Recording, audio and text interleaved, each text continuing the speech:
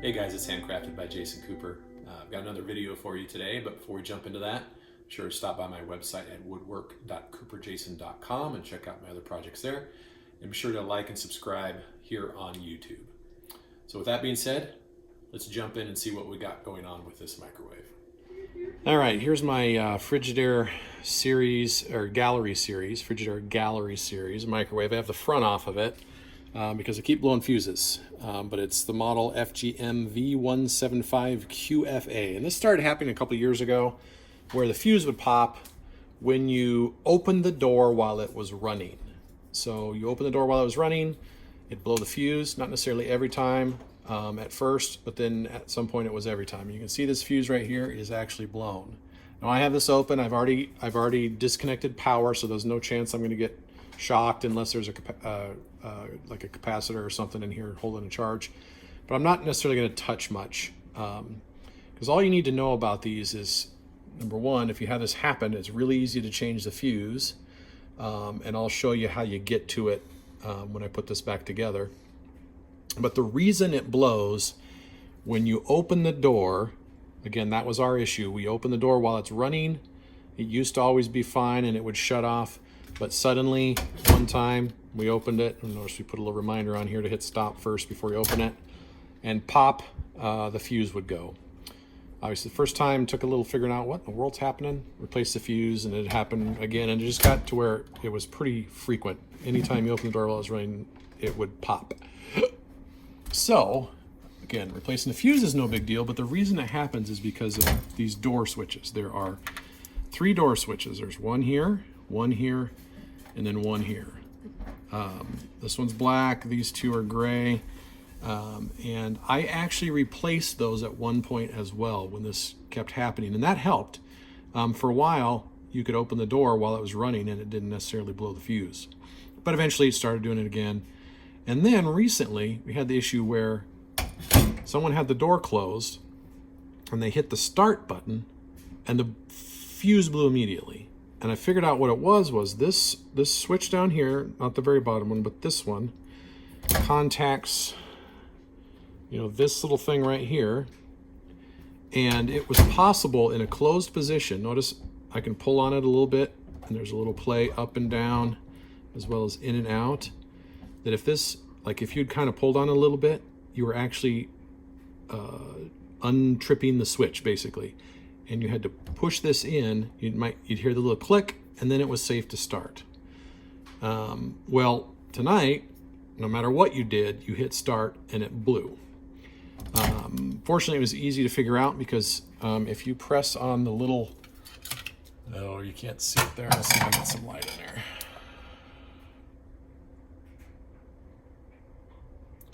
Oh yeah, you see the gray and then that black. So that black is the switch.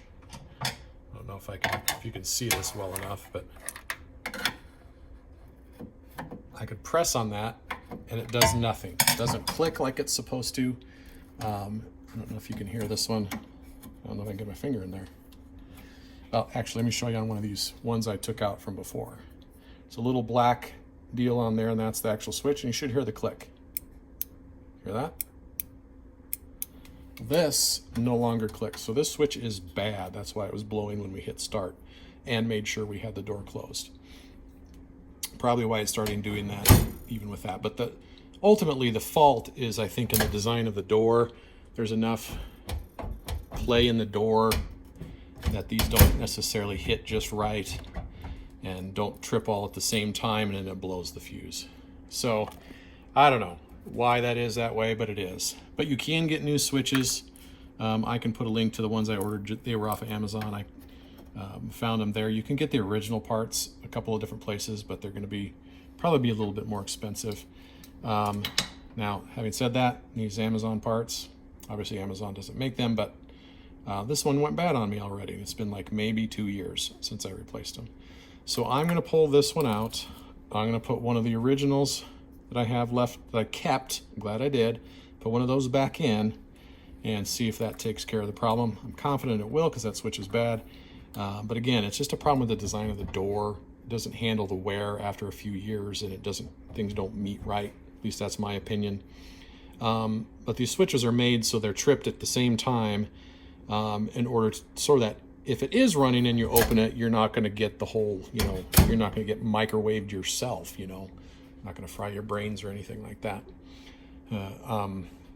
But that's what's going on here. I'm not going to show you the process, but it's basically pulling off this wire here and getting the switch out. I don't think I'm going to have to take the whole bracket out. Let's take this screw, and there's a black piece.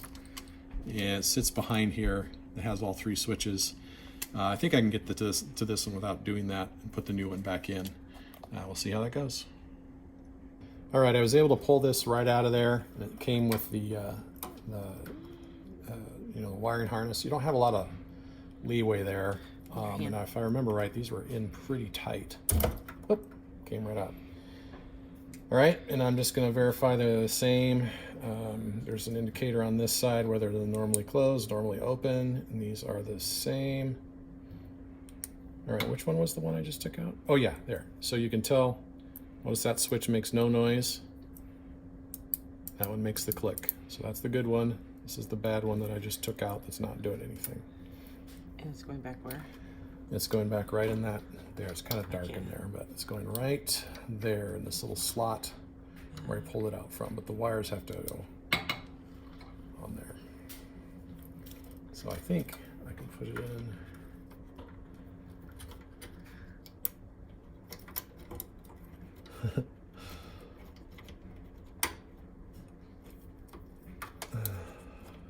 I can't see what I'm doing. Oh, it's on an angle. That's why I can't get it.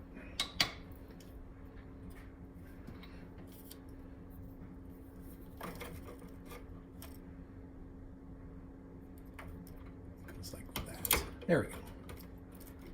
And then that can go.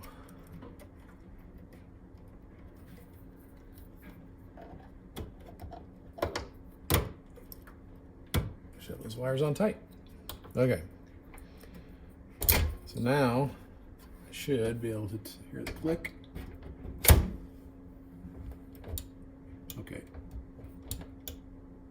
All right, this is what I was talking about earlier. There's a defect in this. It kind of wears out after time.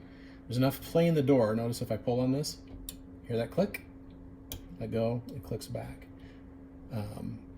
There shouldn't be enough play that little bit of pull trips that switch, but that's what's happening. So, but as long as we hit stop before we open it, and as long as that, this one's clicking right back right away. The old one, the last one I just took out, at first, we'd do this and it would stay, and you had to press in to get it to click back closed before we'd hit start. So I think this is gonna be fine. Take care of the problem, at least for now. It's just, like I said, there's just too much play in the door after you've had it for 5, 6, 7, 8 years, whatever it's been, that it starts to cause problems. All right, so the front's going to go back on. It's pretty straightforward. There's this big strip goes right here. This strip is the main power to the board, goes there. This little guy goes there. This little guy goes there. It's going to be too hard to show you this because I got to get this right up close. As I put it in, and I got to get this bottom, I got to get one corner in on these little brackets here. Okay, so that goes up top. This goes up here as well. Only fits in one spot. Okay, main power one here in the middle, and then this larger strip right down here. Line it up.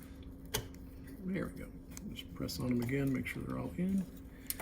And this, I gotta get that bottom bracket. It pushes up there and then drops down, and that holds in there. All right, so I went ahead and put it back together just to show you how to get to the fuse. First thing is you take off the this top piece, this strip.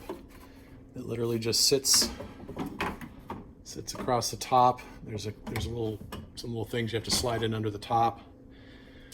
And then there's 2 screws. There's one screw right there. There it is. One screw right there. One screw right there. And once those are loose, you can take that top off. Mine, the tabs are all broken, so it doesn't actually need the screws out to do it. But I do need to raise this screw in order to get to the, oops, if I could see what I'm doing well enough. There we go. Okay. Can you get closer? So I have to get that screw out because I have to move this little metal piece. Come on. I don't want to lose my screw. Okay. And then this front panel, lift it up. Oh, sorry, I forgot. There's 2 screws on this metal cover here that the fuse sits behind, and they're slightly different, so keep track of them, which one goes where. I think they'll work in either spot, but one's a little bit longer. Pop that out, and then back behind here, right there, you can see that screw right there. That holds the top of this panel on, so I gotta get that out of there.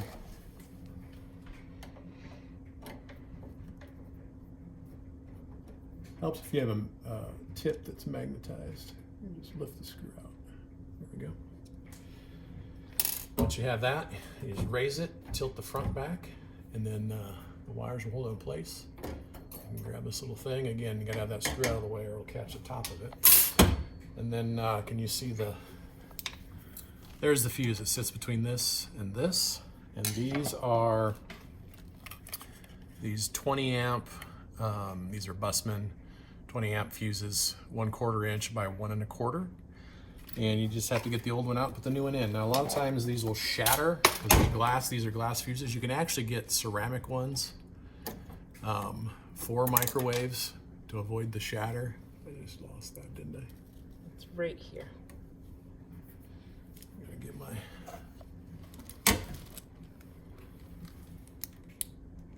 I can. oh yeah, I see it. Let's see if this will pull it out of there.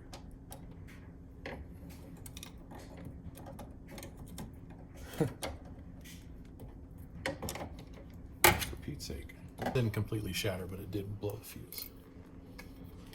Otherwise, you got to pick up little glass bits in there. New fuse. Just put one end in each side of that little snap fitting. Goes around each end of the fuse, and you're back in business. And just reverse the process. Put that back in place. Left screw first. Oops. Drop it.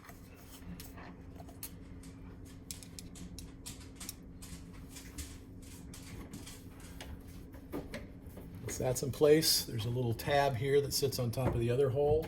Lift this up slightly, drop it down, and it should kind of hold itself until you get that screw in there. Then you just got to get it in the hole. That's the hardest part when you got either you can't quite see over the top or you got bad eyes up close. Okay, that's it. And this goes back on. Slide the little tabs up underneath. It's a little finicky. Like I said, my screws are actually, the tabs are actually broken. And then, but I do have this screw. I'll go ahead and put it back in so I don't lose track of it. And you should have a screw on the other side if yours is still attached. Still has the tabs intact. Then we should be good. So now I can just plug it back in.